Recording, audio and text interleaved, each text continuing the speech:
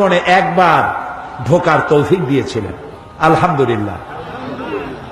আমার চোখের সামনে অনেক রাজা বাদশাহ আমার চোখের সামনে ঢুকছে, জীবনে বহুবার আল্লাহ নিয়েছেন। বাইরে দাঁড়ায় এতিমের মতো কাঁদছি যে আল্লাহ এই ঘরটার মধ্যে যদি একবার ঢুকতে পারতাম। কুয়েত এবং ইরাকে যেবার যুদ্ধ বাঁধলো, সেই যুদ্ধের মীমাংসা বৈঠক আহ্বান করলেন বাদশাহ ফাহাদ। তাতে পৃথিবী থেকে 400 মেহমানদেরকে দাওয়াত দিলেন মীমাংসা বৈঠকে। কেমনে কেমনে আমার মতো একটা ভাঙ্গাছেড়া মানুষও দাওয়াত পাইল। আমি তখন যখন প্লেনে উঠেছি, তখন আমার মনের মধ্যে একটা চিন্তা হলো, সারা জীবন যে আশাটা করতেছিলাম আল্লাহ যদি এইবার এটা পুরো করতেন। আমাদেরকে হোটেলে নিয়ে জায়গা দেওয়া হলো। এশার নামাজের পর একটা ব্রিফ কেস দিল সমস্ত মেহমানদেরকে। ব্রিফ কেসের ভিতরে কাবা শরীফের গেলাপ পাইলাম, আতর পাইলাম, জায়নামাজ পাইলাম, আর পেলাম অনুষ্ঠান সূচি।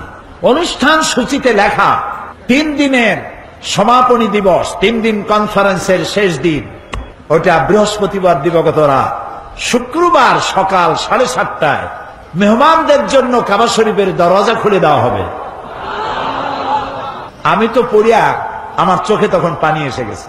বৃহস্পতিবার রাত্রে সকালের অপেক্ষা আর করিনি, গোসল করে নতুন কাপড় চোপড় পরে সারা রাত তাওয়াফ করেছি, নামাজ পড়েছি, সকালের অপেক্ষা করেছি। ফজরের নামাজের পরই আর্মি এসে ঘিরে ফেলেছে কাবা শরীফ। যারা ভেতরে তাওয়াফ করতেছিল তারা বেরিয়ে গেল।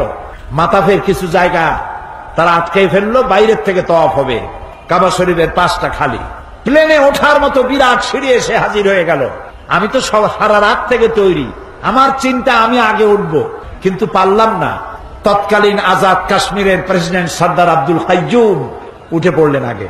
2 নম্বরে উঠলেন রাশিয়া এবং আফগানের যুদ্ধের নেতৃত্ব দিয়েছিলেন আব্দুর রব আস-সাইয়াফ আর-রাসূল। তিনি আফগান মুক্তিযুদ্ধের সর্বাধিনায়ক, তিনি উঠলেন। 3 নম্বরে আল্লাহ তার গোলামকে চান্স করে দিলেন। ভিতরে ঢুকে তখন তো আর কাবা একদিকে নাই, চারোদিকে কাবা।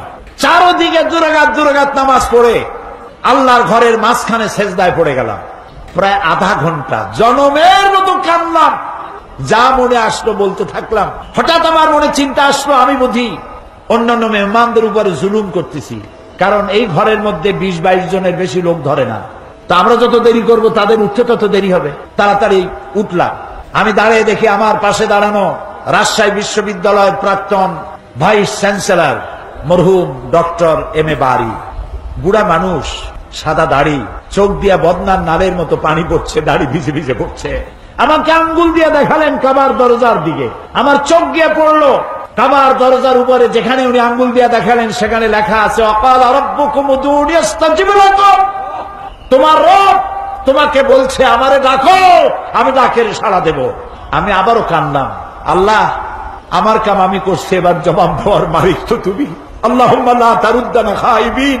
ওর নিচেই দেখি লেখা সূরা কুরাইশ, ফালিয়াবুদু, পুরা সূরা লেখা ফালিয়াবুদু রাব্ব হাযাল বাইত। আমার কাছে মনে হলো যেন আল্লাহ তাআলা কুরাইশদের হাত ধরে বলতেছেন, বেটারা ক্ষুধার সময় যদি খাবার চাও আর ভীতির সময় যদি নিরাপত্তা চাও, ফালিয়াবুদু রাব্ব হাযাল বাইত, এই ঘরের মালিকের ইবাদত কর। কোন ঘর?